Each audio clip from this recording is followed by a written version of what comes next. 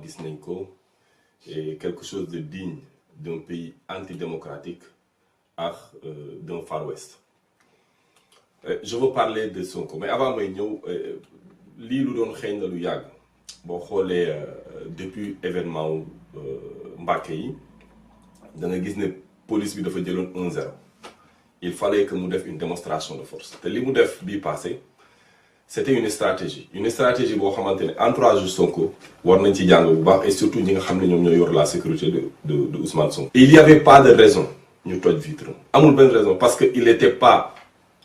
violent wootewul pour ñu xeexul ci boppam et aussi et surtout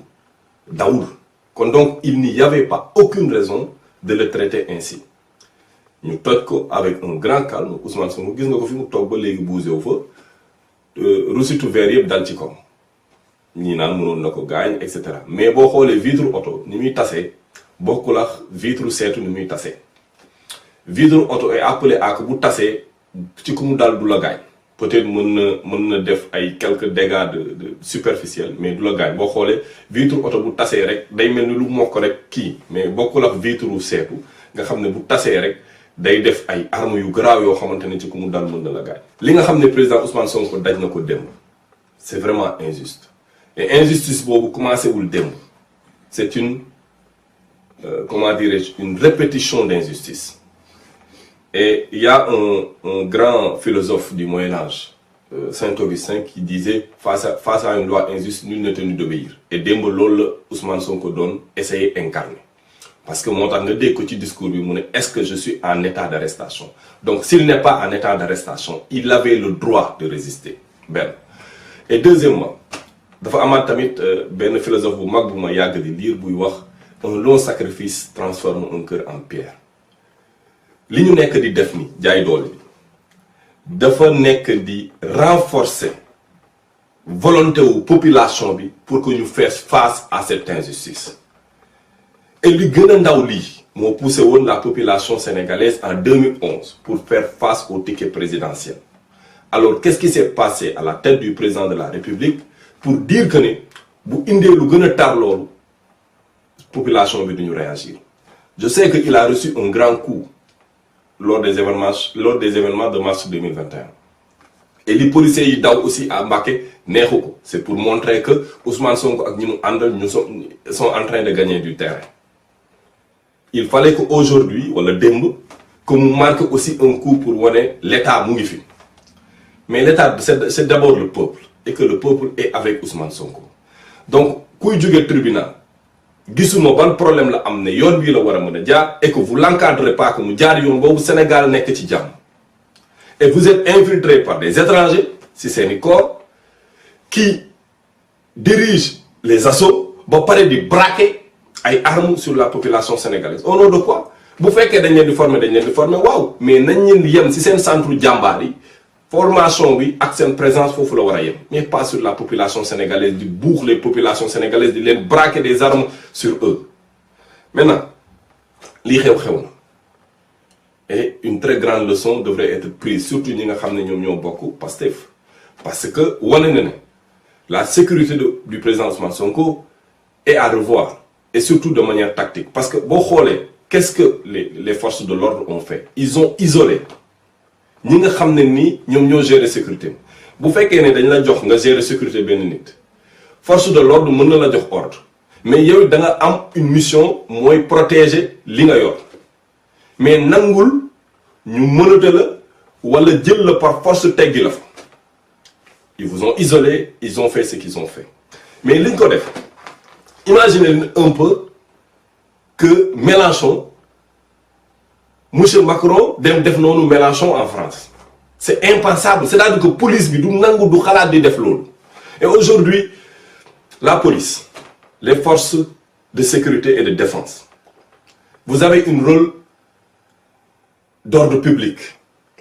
vous avez un rôle régalien aussi mais aussi bu leen fàtte le procès de Nuremberg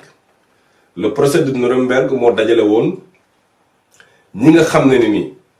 ñoom la ñu gaañoon ci jamonoy nazi yi ak ñi nga xam ne ñoom ñoo nekkoon côté Hitler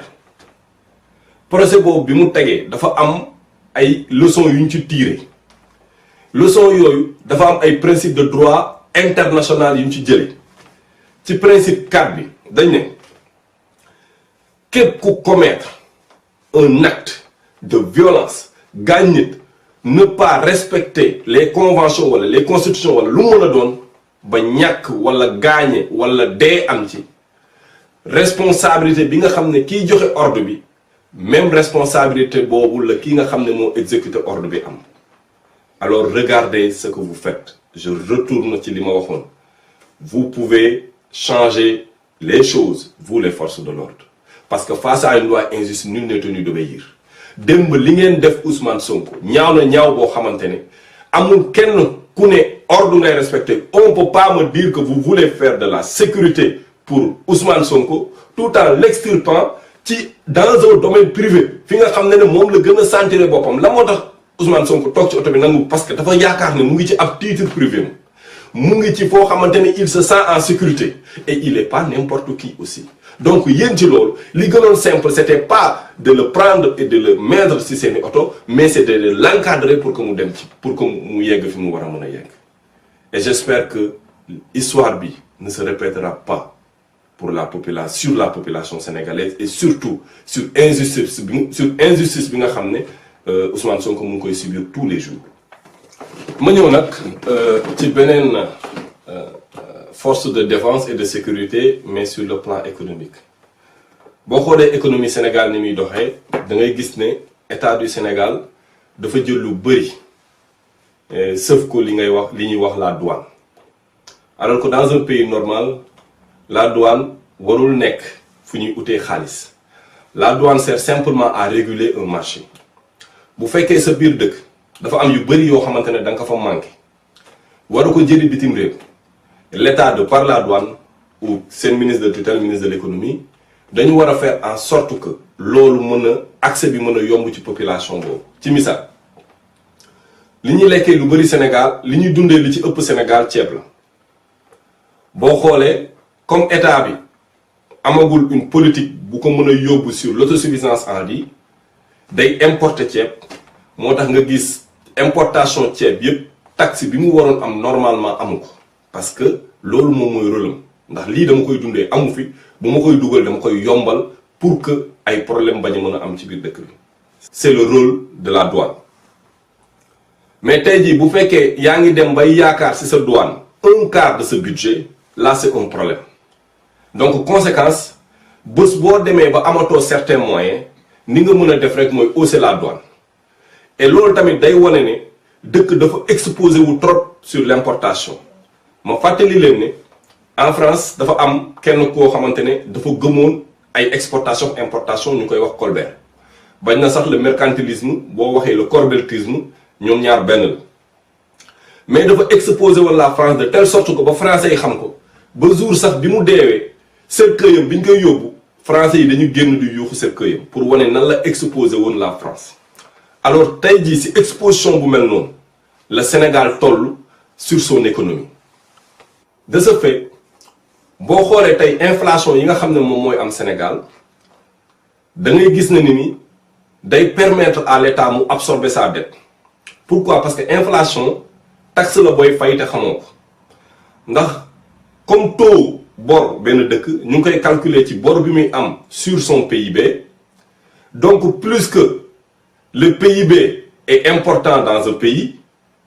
donc moins sera ce pourcentage-là.